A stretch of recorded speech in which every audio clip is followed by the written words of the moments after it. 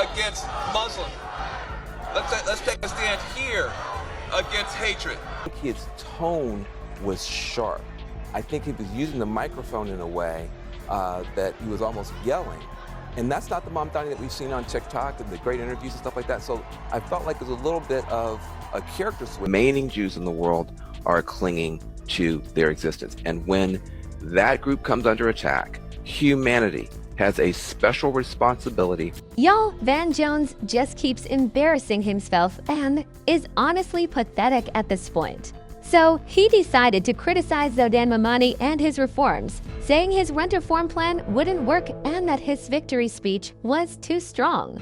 And he even demanded Zohran apologize for— For a young person, you open up your phone and all you see is dead Gaza baby, dead Gaza baby, dead Gaza baby, right. Diddy, dead Gaza baby, dead Gaza baby. That's basically your whole feed. So Van Jones is out here cracking jokes about G-side to appease his masters, but thinks Mamdani's rhetoric is too strong. And the craziest part is that those old enough to remember will know that Van Jones used to identify as a black revolutionary and a progressive.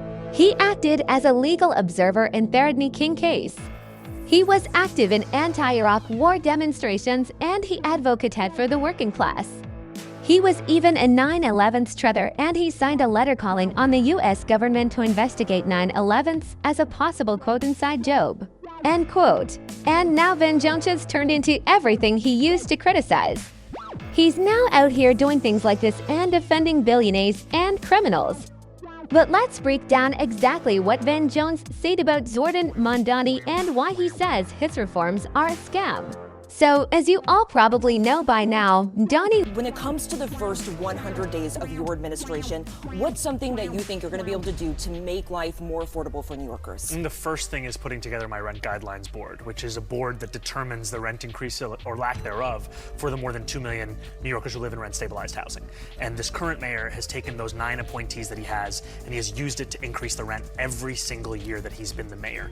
This is a key part because for New Yorkers, the #1 crisis of affordability is that of housing. They feel it every single— Mamdani promised to fight for working-class communities, expand public housing, and push back on the city's wealthiest landlords. Basically, he's shillanging a system that's been stacked against everyday people for years. So when he gave his victory speech on November 5th, it made sense that People of New York have been told by the wealthy and the well-connected that power does not belong in their hands.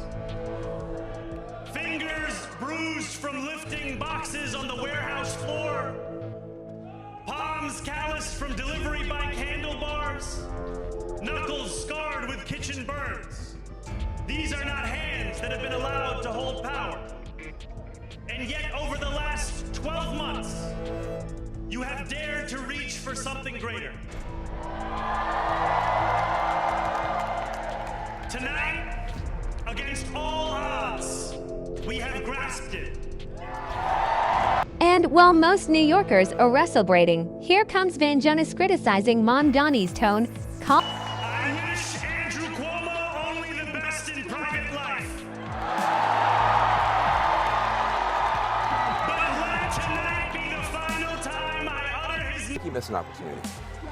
I think the Mamdani that we saw on the campaign trail, who was a lot more calm, who was a lot warmer, who was a lot more embracing, was not present in that speech. And I think that Mamdani is the one you need to hear from tonight. There are a lot of people trying to figure out, can I get on this train with him or not? Is he going to include me? Is he going to be more of a class warrior even in office? I think he missed a chance tonight to open up and bring more people into the tent. I think his tone was sharp. I think he was microphone in a way that he was almost yelling. And that's not the Mamdani that we've seen on TikTok and the great interviews and stuff like that. So I felt like it was a little bit of a character switch here where the warm, open, embracing guy that's close to working people was not on stage tonight. There was some other voice. Now, first of all, Van Jones criticizing Zohran for character switching is hilarious because Jones pulled the biggest switch up in recent history. Also, it sounds like Van Jones is mad that Zohran didn't give a shout out to the billionaire class because that's who's in Jones checks now. The same guy who's to call himself a black fighter for working class just received a $100 million gift from none other than Jeff Bezos. And you know that kind of money comes with some serious strings attached. Right. After returning from space, the world's wealthiest man, Jeff Bezos, made a big announcement. He says that he would be awarding Van Jones and Chef Jose Andres with $100 million. Jones is out here.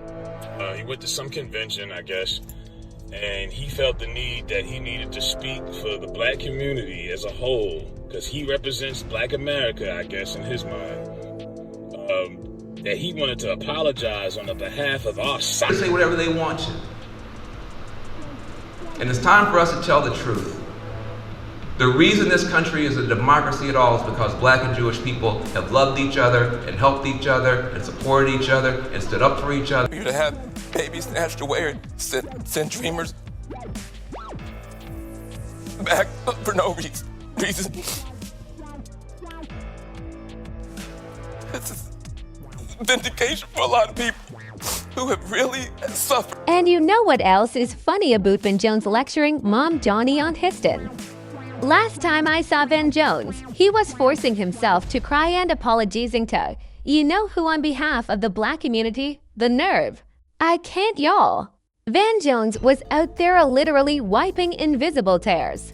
It's giving Erica Kirk, and this is the man who now has the audacity to criticize Mamdani for doing too much.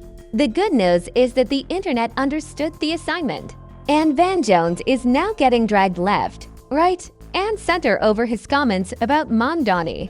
Someone said, if Van Jones don't shut the F up, he'll always tap dancing for Trump, but got the nerve to talk about Mamdani.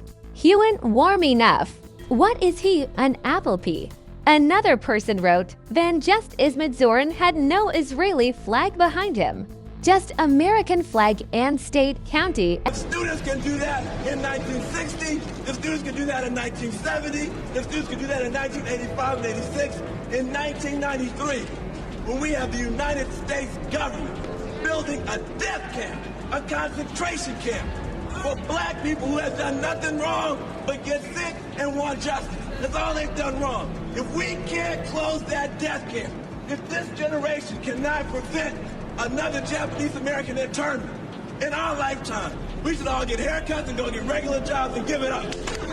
Not very calm and warm, is it? Guess Van Jones got that haircut and the regular job he spoke of. But y'all, Van Jones just can't seem to take a hint. And he just came from Mamdani again trying to scare New Yorkers about Mamdani's plan for affordable housing. And according to Jones, this plan is nothing but a scam. But if Van Jones actually studied Mamdani's plan, he would know it's detailed, realistic, and directly targets the housing crisis. His proposals are concrete, targeted solutions to a housing crisis that's been decades in the making. Here's what he's actually pushing. First off, rent rollback for long-term tenants. Families who've lived in their apartments for years, and Mamdani wants to roll back excessive rent hikes that landlords have imposed, giving renters real breathing room. Currently, New York with minimal cost, and enforcement of housing laws is weak, and Mamdani's plan is to strengthen tenants' rights, making sure landlords can't exploit loopholes to displace people. And then beyond protecting existing renters, Mamdani also wants to build